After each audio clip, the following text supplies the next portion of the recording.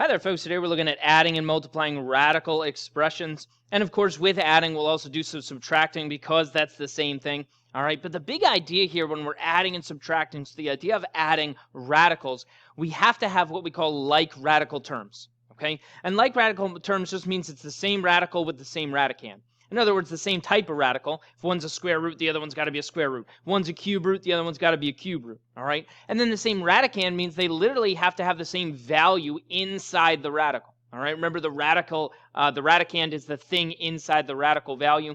So if one is the square root of 2, the other one's got to be literally a square root of 2. All right? The radical portion of this thing has to be identical in order to have like radical terms. All right?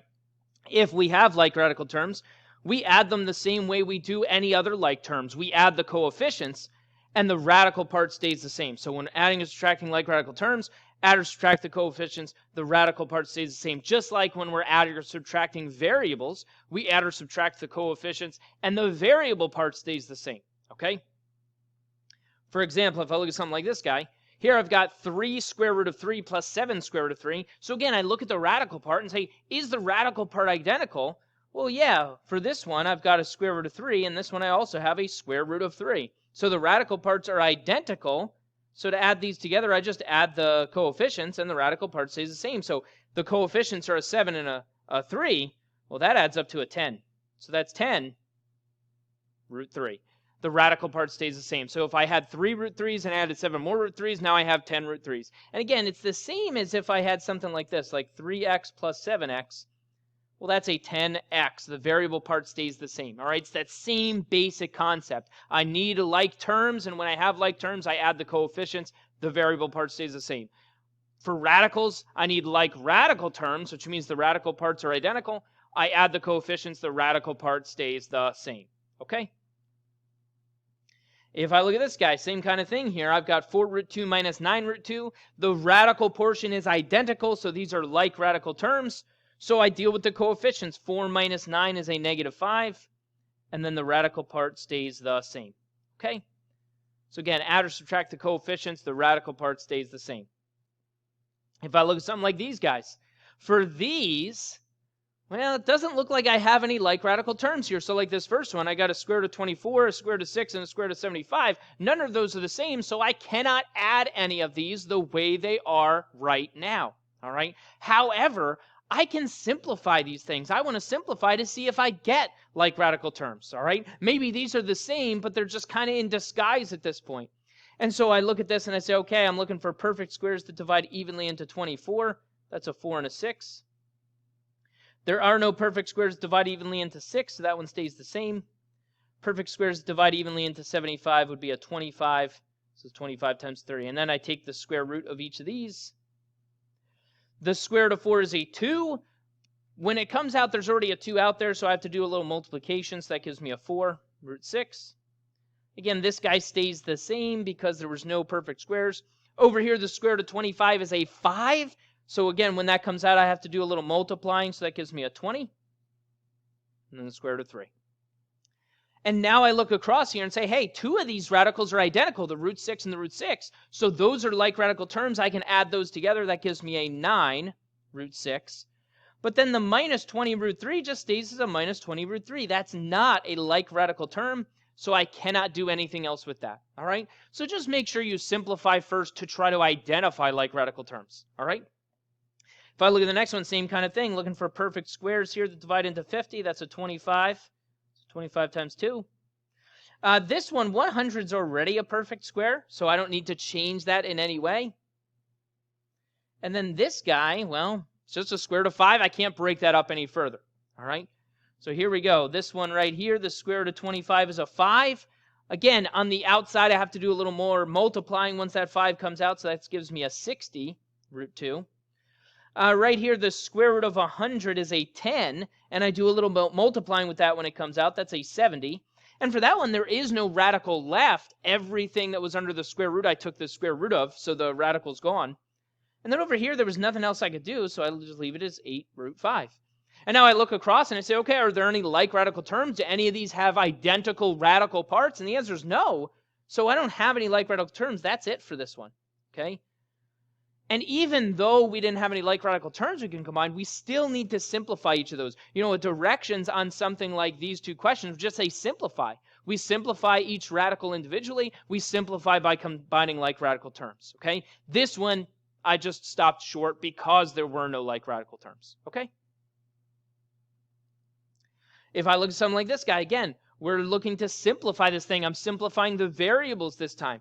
And so when I look across at this thing, again, I'm going to look for perfect squares that divide evenly. Well, that one's just going to stay the way it is. And I'm going to do my little shortcut for the variables. Over here, the 8 I can break down into 4 times 2. And again, I could have started doing this, but I like to do all of the square roots in one step here. So I like to simplify it all at once.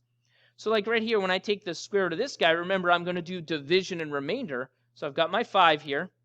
5 divided by 2 is a 2 with 1 left over. So I'm going to have an x to the first left over. Okay. Over here, the square root of 4 is a 2. When it goes to the outside, I have to do a little bit more multiplying. That's a 4. And then there's nothing else I can take the square root of, so that's just an x squared. And then underneath, I still have a 2x. Okay. And there's extra things going on kind of at work here. There's extra things in play. So first of all, do I have like radical terms is the question. And so I look a square root of 2x and a square root of x. Those are identical, so I have like radical terms. But now check those coefficients because I have x's out there, because I have variables. Are those like terms? Is a 5x squared and a 4x squared, are those like terms? And the answer is yes. So I add up the outside. The 5x squared plus the 4x squared is a 9x squared. Remember, the variable part stays the same. And then also the radical part stays the same. Okay? And I like that example because it kind of shows us that parallel, once again, between adding or subtracting terms with variables, like the idea of like terms from that perspective, and the idea of like terms from radical perspective. It's all the same thing. We add the coefficients, the variable part stays the same, or the radical part stays the same. Okay? And then if I look at this one, cube roots this time, so I'm looking for perfect cubes that divide evenly into these guys. So here, the 54, that's a 27 times 2. Over here, 16, that's an 8 times 2. And now I take the cube root of each perfect cubes. The cube root of 27 is a 3. I have to do a little bit more multiplying on the outside. Over here, the cube root of 8 is a 2, and I do a little bit of multiplying on the outside.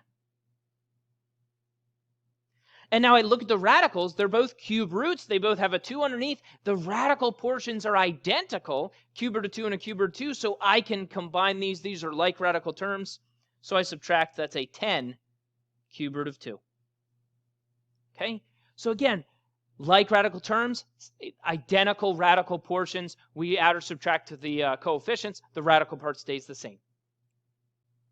All right, let's talk about multiplying radical terms. Multiplying radical terms is just kind of about keeping the coefficients and the radicands and dealing with them separately, okay? So when we multiply radical terms, we're going to multiply the coefficients and leave the product on the outside of the radical.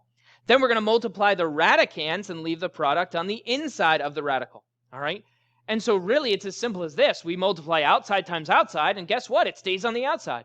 We multiply inside times inside, and guess what? It stays on the inside.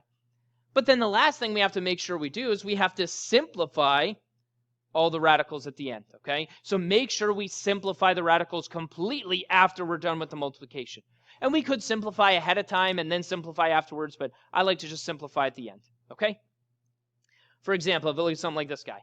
Again, it's the idea of outside times outside, keep it on the outside. Inside times inside, keep it on the inside. So when I look at this one, the coefficients, the 4 and the 5, they're on the outside. I just multiply them, okay? 5 times 4 is a 20. And I write it on the outside. And then I deal with the radicand separately. 2 times 6 is a 12. And I write it on the inside. Outside times outside, inside times inside. But now simplify this thing. Simplify the way we've always simplified. I look for perfect squares. That's 4 times 3. The square root of 4 is a 2. Again, when it gets to the outside, I have to do a little bit of multiplying with that. So that's a 40 root 3. Done and done. Okay? If I look at the next one, same kind of thing. Outside times outside, inside times inside. 9 times 6 is a 54. 10 times 5 is a 50. And now I continue to simplify. That's a 25 times 2. The square root of 25 is a 5. And again, I have to do a little bit more multiplying with that when it gets to the outside. So that's 270. And then root 2. Okay?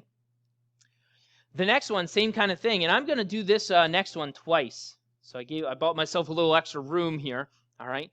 But the first way I'm going to do it, this is the way I would probably do it. I would just say, hey, outside times outside, inside times inside. And yeah, there's ones on the outside. Not that that really matters. 1 times 1 is a 1. And so then when I do inside times inside, I get 270 x to the 4th, y to the 5th. Okay? Remember, there are exponents here, and when you multiply, you add the exponents. If you've forgotten that, there's a good reminder. But now I have to simplify this thing.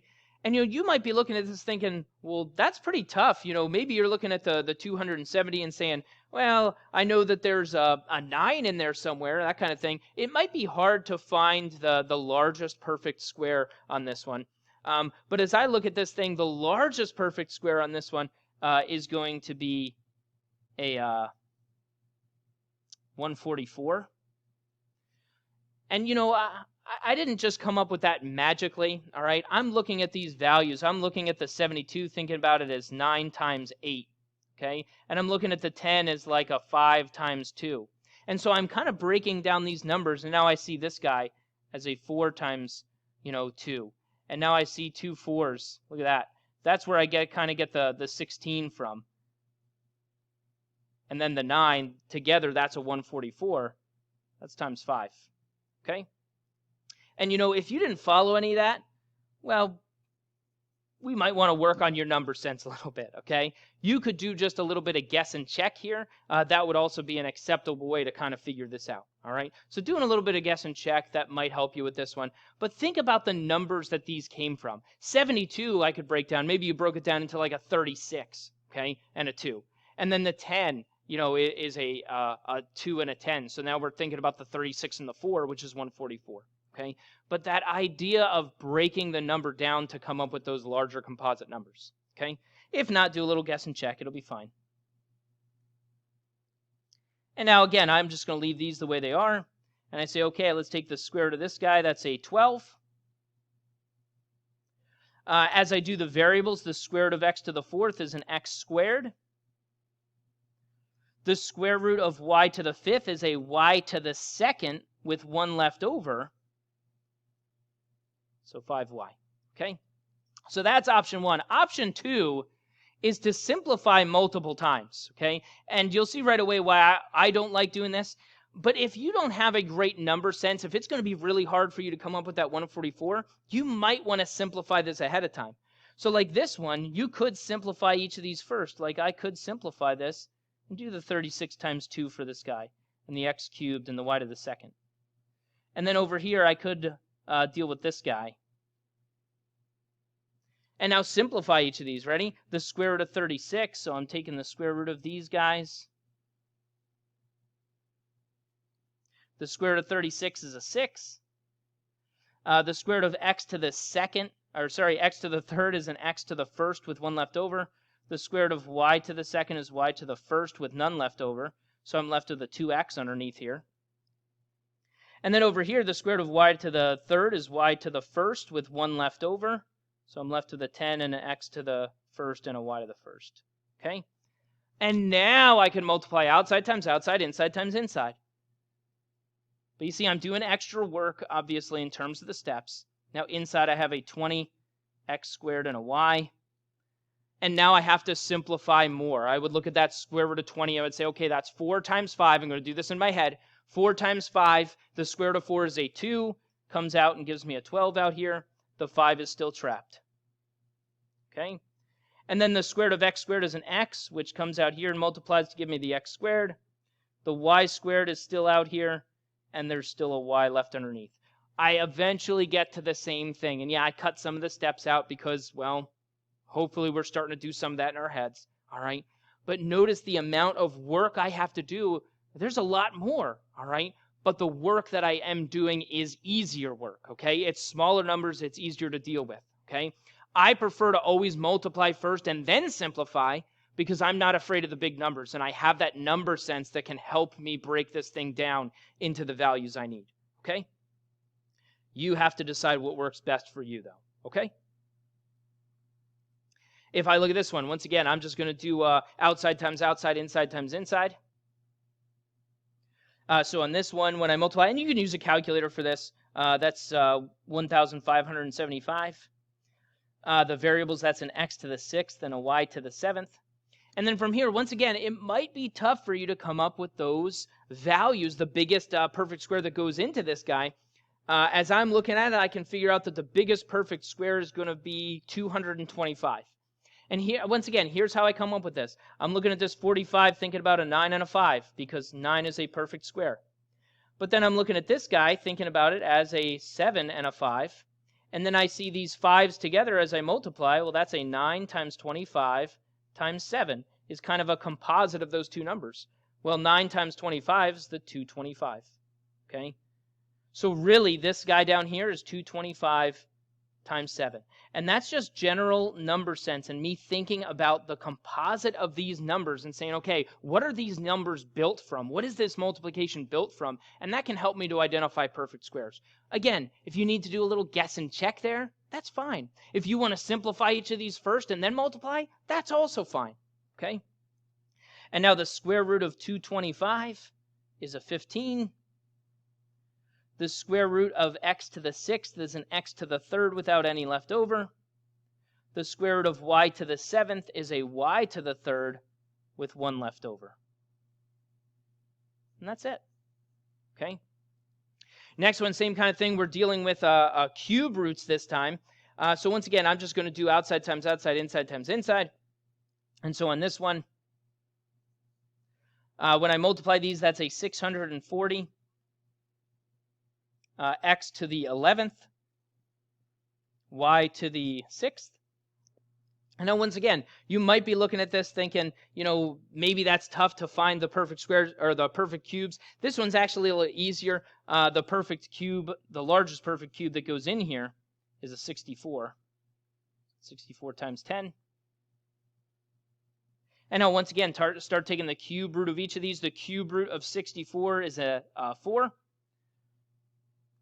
The cube root of x to the 11th, remember I divide the exponents, that's going to be an x to the, wrong color here. That's an x to the 3rd with 2 left over. And this one, that's going to be a y to the 2nd with none left over. So I'm left with the 10, and remember I had 2 of the x's left, sorry about that, so an x squared. And don't forget the little cube root symbol. That's it. Okay. If I look at these next couple, let's take this a step further here. So if I had something like this, if you ignored the square roots here, this would be obviously the distributive property. Well, it's still the distributive property. You just have to keep using those rules of outside times outside, inside times inside. So I distribute outside times outside, inside times inside. So that's 10 root 6. Okay, 2 times 5 is the 10, 3 times 2 is the 6. Here, outside times outside is an 8, 2 times 4. Inside times inside is an 18. And now, once again, I continue to simplify this thing. You know what? Maybe we'll just do this one in our heads real quick, and that'll be great. If I do this one in my head, I would say, okay, let's see. This one I can't do anything with. But this one right here, 18 is 9 times 2. The square root of 9 is a 3, which ends up multiplying to give me a 24 on the outside. The 2 is still trapped. Okay? And once again, take that off to the side. Break that down in terms of your perfect squares. Show that work. But again, we want to start working towards being able to do some of that in our heads. Okay? If I look at this one, again, distribute. So I'm going to distribute this guy. Outside times outside, that's a 24. Inside times inside, that's a 16. Here, outside times outside is a 42. Inside times inside is a 10. And then 16 is already a perfect square right here. The square root of 16 is a 4. Again, it has to do a little multiplying when it comes out. So that's going to be a 96. There is no square root left because I took the square root of everything that was in there. And then this guy I can't do anything with. Okay? So we're just applying those rules to other situations. We know how to use the distributive property, but now can we use the rules for multiplying radicals with our distributive property? And then if I consider something like this, okay, consider this example. This is still the distributive property, but remember, it's our more complex version of the distributive property. We have to distribute this guy to each of those, and then we'll distribute the next guy to each of those, okay? You might remember this as FOIL, or the claw, okay? And so again, if I distribute the 5 root 2, it's outside times outside, so that's 20. Inside times inside, root 16. And now I do that with the next guy. 5 times the 7 is a 35. Inside times inside gives me a 10. And now I distribute the negative 4 root 6. Outside times outside is a negative 16. Inside times inside is a 48. Outside times outside is a negative 28. Inside times inside is a 30. And now I continue to simplify right here. That gives me this guy. The square root of 16 is a 4. I do a little multiplying when it comes out. That's an 80. The next one can't be simplified. This one, the 48, is 16 times 3. The square root of 16 is a 4, which multiplies to give me a 64 on the outside. The 3 is still trapped. And then this one, surprisingly, there are no perfect squares divided evenly into 30. And that's it. Okay? So I'm still using my distributive property. And if you remember the distributive property in this context, well, it's the same thing that we've been doing, that we've done in the past. But now we're applying those rules with radicals, that outside times outside, inside times inside effect. Okay?